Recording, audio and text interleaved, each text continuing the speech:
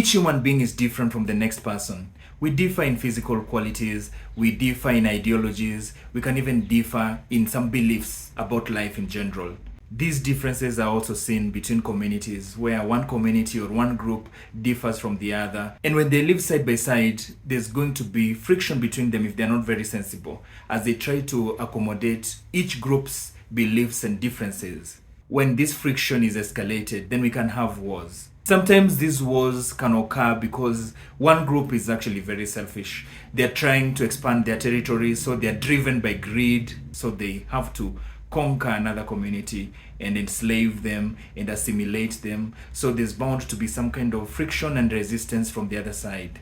This actually was seen in situations like slavery and also colonization of the African communities. Also, African communities living side by side could get into some issues. One community could instigate raids against another community so that they could get their cattle or they could enslave them, and this resulted in a lot of friction. We've also seen situations where people just do these things, these raids, for sport, to have fun, and so there's going to be resistance. As I've hinted, these raids could be done actually just to exert some dominance. This is why when we looked at the birth songs, we said that births in the traditional African society were actually celebrated, because it is the birth that actually assured us that the community is now expanding, and the more we were going to get soldiers from the population, and the more our security was going to be assured. So communities that were minorities were actually very vulnerable, and also communities that did not have advanced weaponry or tools were actually very vulnerable to those that had better tools and weaponry. When these wars occurred, we sang war songs.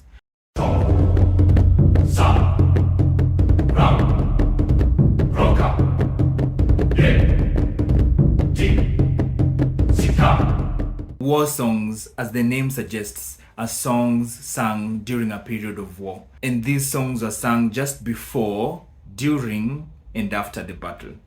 Let me explain. Before the battle began, we sang to motivate ourselves, to remind ourselves about what we were fighting for, to remind ourselves that this war was actually being fought to make sure that the community could survive. We were reminded as soldiers that very many people depended on us. So these songs were sung first and foremost to motivate the soldiers that are going into war. These songs are also sung to pump fear into the enemy.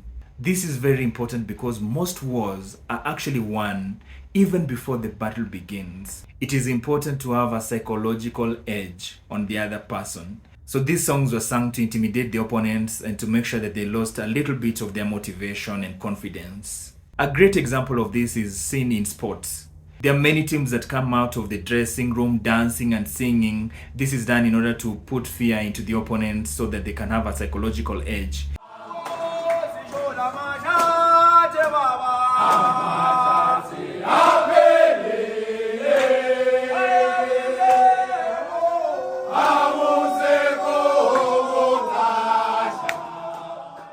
We've also seen this in rugby, where the New Zealand national team, the All Blacks, have to do the haka before a match. The haka is a war song that is supposed to intimidate the opponents. That is why they make those gestures that seem to suggest that they are going to murder them, and they stick their tongues out.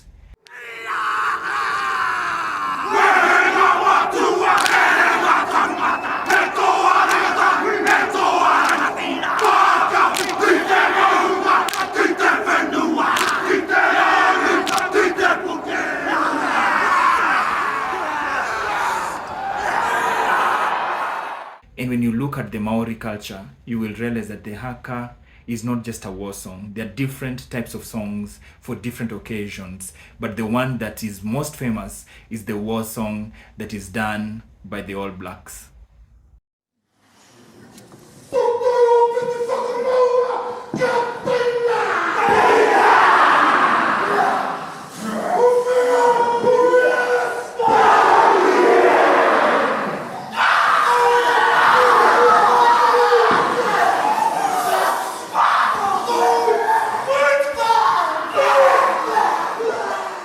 So war songs were sung first and foremost before the battle began. And Hugh Masekela, in that documentary, Amandla, A Revolution in Four-Part Harmony, He said something interesting there. He said that maybe these songs that were sung before the battle began actually sold out some communities, because before you could ambush some people and you sang, then they knew where you were and then they could retaliate. So it was a very interesting thing. If you look at the wars against the British and the Afrikaners, 200-300 years ago, there's a whole lot of battle songs. And I think part of the reason why we lost the country to a certain extent is that before we attacked the enemy, we'd sing and they'd know where we are, So maybe singing before a battle in certain circumstances isn't such a good idea. War songs are also sung during the battle itself, especially if the war was very long. So during the battle itself, you could still sing as the war was going on, so that you could remind yourself of what is at stake. And you could also make sure that you asked for help from the higher powers, from the gods. At the end of the war, we also sang war songs. And the mood of these war songs depended on the outcome of the war. If you had lost the war, then your war songs are supposed to encourage you, to remind you that you did your best, you tried, the community is proud of you, and the next time you go into battle, you're going to be successful. If you had won the battle, then your war songs are going to be very boastful. You're going to be talking about the conquest you've made, the slaves you've gathered, and the spoils that you're going to share. So war songs served many functions: to encourage, to motivate, and also to get into the heads of the opponents. War songs could also be sung during special occasions. 1. During hunting. Hunting is akin to war because you're going to fight something that is going to be resisting. So the risk that was involved in war was also transferred into hunting, and you went to hunt singing war songs because of the battle that was ahead.